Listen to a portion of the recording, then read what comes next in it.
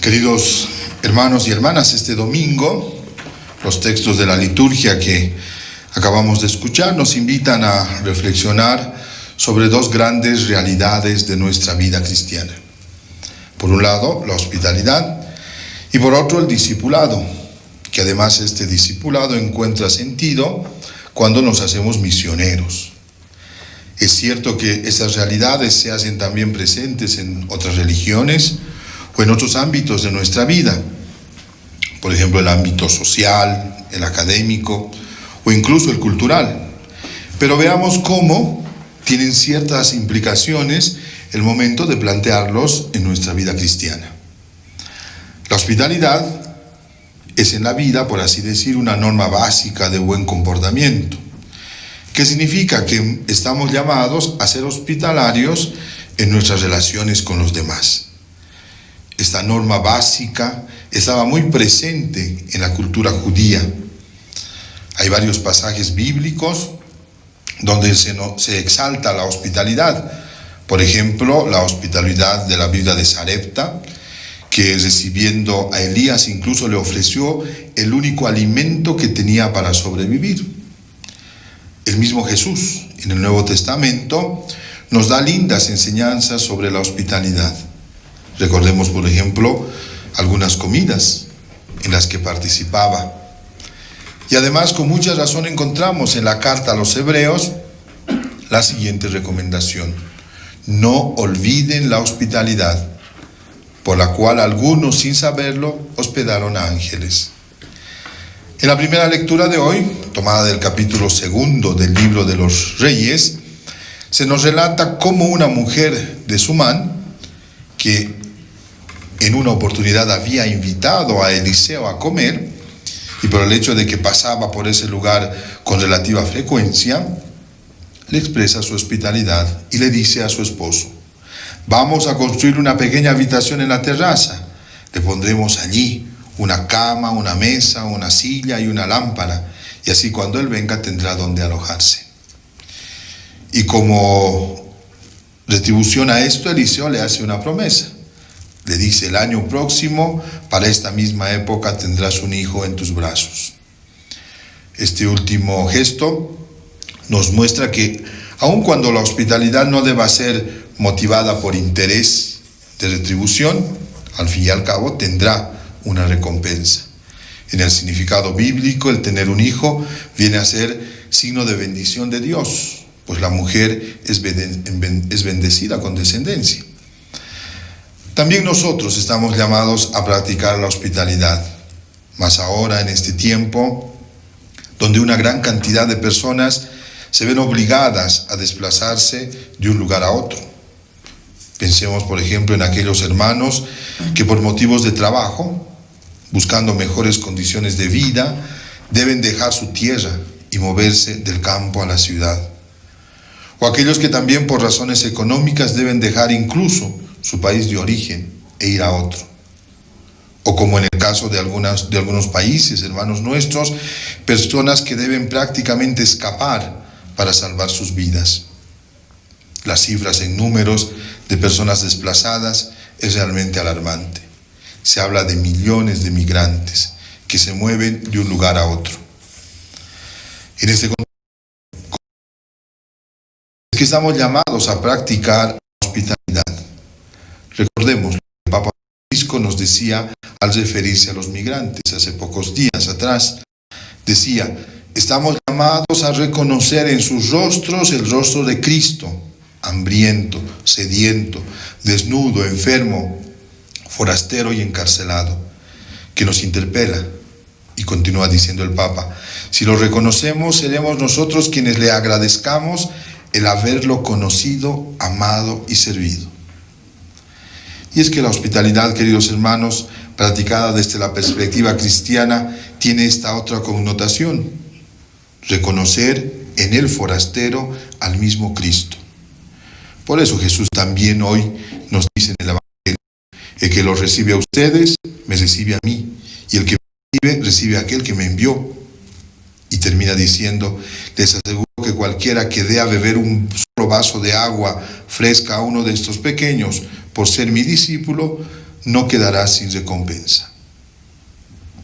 El Evangelio de hoy, tomado del capítulo 10 de San Mateo, recordemos que el Evangelio de San Mateo contiene 5 largos discursos. El primero es el llamado discurso del monte o sermón de la montaña, que abarca los capítulos 5 al 7, donde se nos presenta un estilo de vida exigente de parte de Jesús, que comienza con las bienaventuranzas que Jesús nos propone para quienes quieren hacerse sus discípulos. En cambio, el texto que se nos presenta en el Evangelio está dentro del segundo discurso de Jesús. Es el llamado discurso misionero o apostólico. En este discurso, Jesús dará algunas recomendaciones para ser buenos misioneros. Veamos cuáles son, 2 en particular. El texto subraya y dice: el que ama a su padre o a su madre más que a mí, no es digno de mí. Y el que ama a su hijo o a su hija más que a mí, no es digno de mí. Estas palabras de Jesús nos ayudan a reflexionar sobre el primer consejo de hoy. Antes es bueno subrayar lo fuerte de estas palabras. Jesús se está refiriendo a un amor por la familia, un amor que implica lazos fuertes de unión entre los integrantes de una familia. Para nadie es desconocido la continua invitación del amor que tiene que haber entre esposos, entre padres e hijos y entre hermanos. Pero Jesús no está yendo en contra de todo esto. Lo que nos está diciendo es que si queremos ser buenos discípulos suyos, si queremos ser buenos misioneros, debemos hacer una opción por Él antes de todo. En otras palabras, nos está hablando sobre nuestros apegos. Y justamente toca un apego de gran importancia, el apego a la familia. No es que nos está llamando a no querer a la familia, sino que nos está advirtiendo de la importancia de no apegarnos a cosas que pueden hacernos perder la opción por Él. Fíjense que dice: el que me ama a su padre o a su madre, a su hijo o a su hija, más que a mí. Es decir, el verdadero discípulo misionero deberá adherirse a la persona de Jesucristo, no a ideologías o estructuras o métodos. Pero además será desde el amor a Jesús que podremos amar auténticamente. Recordemos lo que Él mismo nos dejó como mandamiento: ámense los unos a los otros como yo les he amado. Es Jesús la medida y modelo de nuestro amor hacia los demás. Y para ello será importante desapegarse, o como alguien diría, guardar una sana distancia de las cosas, de los afectos, que no te quite libertad, pues es cierto que los apegos exagerados son peligrosos, en la medida en que nos quita libertad de pensar, de actuar e incluso de tomar decisiones. Si eres capaz de desapegarte de la familia, un vínculo tan fuerte en nuestra vida, entonces serás también capaz de luchar contra cualquier otro apego que te aleje del seguimiento de Jesús. Por ejemplo, la fama, la moda o ideologías actuales. Será bueno entonces que nos preguntemos: ¿a qué cosa o cosas estoy apegado que me impiden ser verdaderamente discípulo de Jesús? ¿Estoy dispuesto a vencer esos apegos con tal de seguir a Jesús?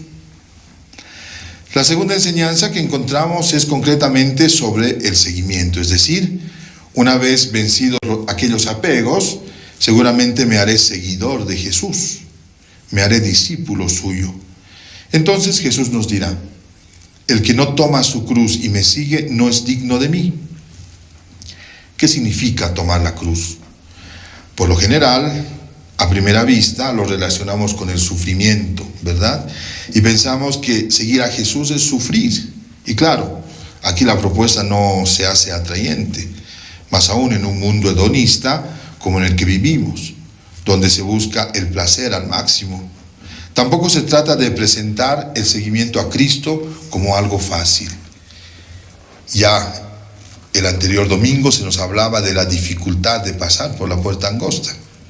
Sin embargo, no es una referencia directa al sufrir cuando Jesús nos invita a cargar la cruz, sino que el cargar la cruz significa asumir en nuestra vida el proyecto de Jesús, asumir en nuestra vida el estilo de vida de Jesús. Lógicamente que quienes asumen en su vida el proyecto de Jesús no descartan la cruz, no descartan el rechazo, la persecución. ¿Y cómo puedo asumir el estilo de vida? ¿Cómo puedo asumir este proyecto de Jesús? Para eso será importante conocer su proyecto. Y la mejor forma de conocer esto es primero acercándonos a los evangelios. Son los evangelios quienes nos transmiten de primera mano el proyecto de vida de Jesús. Entonces un compromiso será acercarse a los evangelios, leerlos, meditarlos y rezar con ellos. Pero además conocer el proyecto de vida que tiene Jesús es hacerse amigos de Jesús. Y para hacerme amigo de Jesús debo encontrarme con Él, especialmente en la Eucaristía.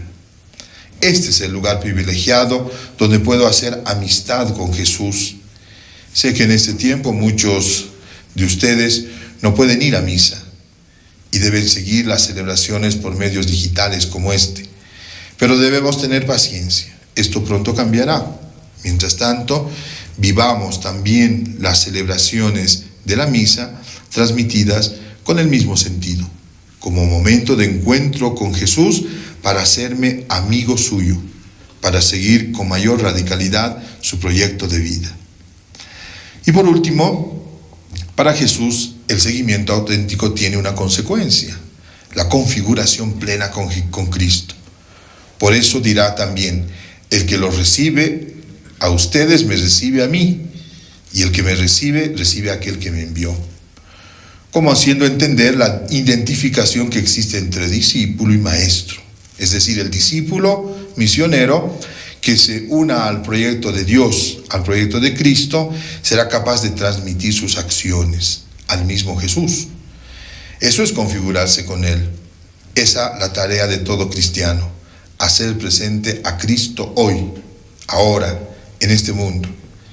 Y decíamos a través de nuestras acciones.